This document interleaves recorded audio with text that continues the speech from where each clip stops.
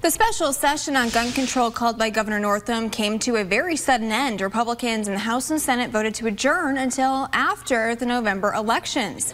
WDBJ7's Eric Miller has more from Richmond. Hundreds of activists flooded the Capitol for a morning of rallies. Take a listen. During those rallies, gun control advocates read the names of gun violence victims aloud and argued the special session was a vital opportunity. Meanwhile, gun rights activists held a rally of their own. One man who worked in the Virginia Beach Municipal Building argued more guns, not less, are the solution. Activists say they're ready for the legislature's next opportunity to debate gun control in November. In Roanoke County, a man who police say was the getaway driver in a robbery gone wrong rejected a plea deal. Police say last year, Andrew Jeffers drove several people to a home on Overland Road where they intended to steal drugs and money. In that struggle, a gun went off. A woman was killed. Jeffers drove off with 3 other defendants, leaving the woman behind. The victim's family was in court, and they say Jeffers was the victim's fiance. Jeffers was on the run before he could be caught by police. He faces robbery and armed burglary charges. His case will go to trial in October. It's so that Gulf air, that moisture is just prime. And the waters are really hot too, so yes, it's very warm water. So we have to keep an eye on it because it might make a loop-de-loop and come right in your backyard. Yeah. We'll keep an eye on it. That's not the loop-de-loop we want, though. No. Well, look, the good news, some models have it kind of stalling out in the Mississippi River Valley, which would be nice. It all depends on what kind of drives that thing. Yeah, for us it would be nice. It would not be. for other parts of the country. Correct. Yes, exactly. Thank you, Christian. We're following breaking news this morning. A tragic end to a search for a missing toddler in Wythe County. WDBJ7's Katie Orsheko is live this morning at the Wythe County Sheriff's Office. Good morning, Katie. So what can you tell us right now? All right, just a devastating end, heartbreaking for this little girl's family and community. Looking forward to some more updates throughout the morning. Katie, thank you so much. Yeah, any kind of, head to the river, the lake, the pool, just outside so that you can relax and cool off a little bit because the humidity is killer. Oh yeah, but it's coming back. I know. We had a very, very brief break. We did. All right, thanks, Christian. In today's Hometown Health, doctors should be on the lookout for a disease that's like polio. The CDC says the polio-like illness peaks in the late summer and early fall. So far this year, there have been 11 confirmed cases of what they call acute flaccid myelitis in 8 different states. The disease affects the nervous system, especially the spinal cord. CDC officials say there are no treatments for this disease. Man, that short burst of exercise is 4,000 human steps. I mean, that's really not terrible, though, if you consider how much you're walking around or moving during the day. Just another reason to get up and move, I guess. That's right. You got to keep moving. All right, coming up on WDBJ7 Morning, people are testing out the first driverless shuttle system in Virginia. How this could affect you.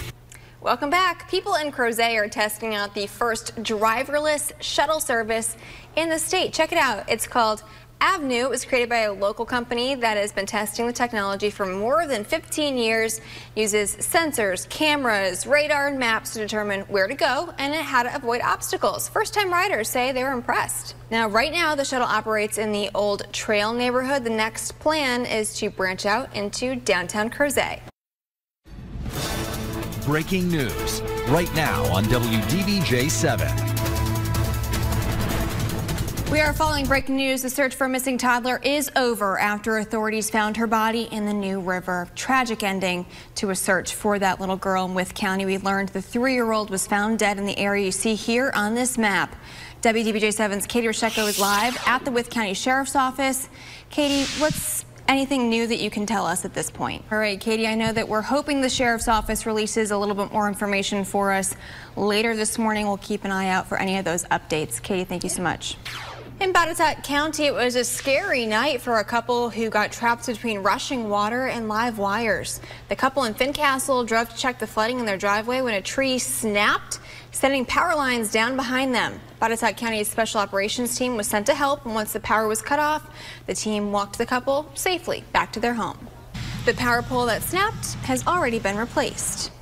2 workers were pulled from a collapsed trench at a construction site on the campus of UNC Chapel Hill.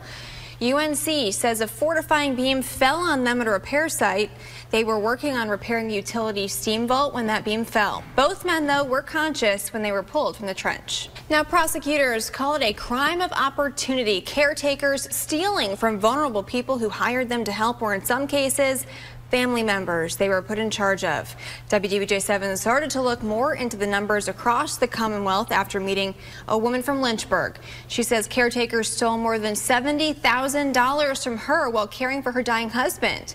In 2017 alone, more than 1,000 adults reported being financially exploited in Virginia, a crime that can be hard to prove if too much time passes.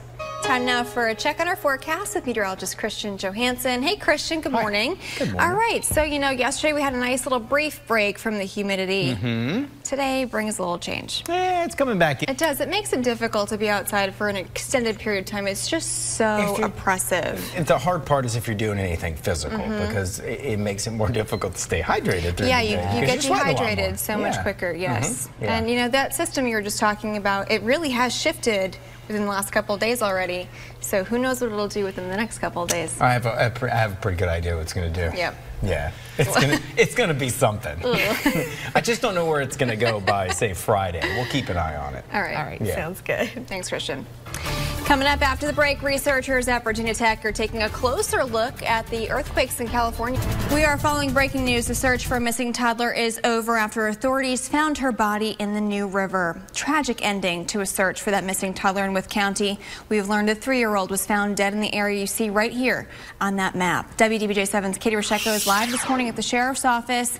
Good morning, Katie. Just a heartbreaking story to report on this morning. Great, thanks, Katie. I know the sheriff is expected to be back in the office within the next hour or so. Hopefully we'll get that briefing from him within the next hour and a half. We will be carrying it here on WDBJ7 as well as WZBJ24 and our Facebook page. Katie, thank you so much. Time now is 6:37. We're going to get a check on our weather on the 7's meteorologist Christian Johansson. Christian, we got lots of cloud cover this morning. Are we going to see any sunshine today? That humidity is not going anywhere, so yeah, it's July. that's exactly how I feel. Right, though? I feel like that's how a lot of people feel. Just, I know. Yeah. so oppressive. Not much I can do with it. So. I know, well, I mean, it's not like much anybody can do. Some people like it. Some people do like it. Some people like it. I am not one of those people. I know this is not not our non-complaint zone, Christian. Not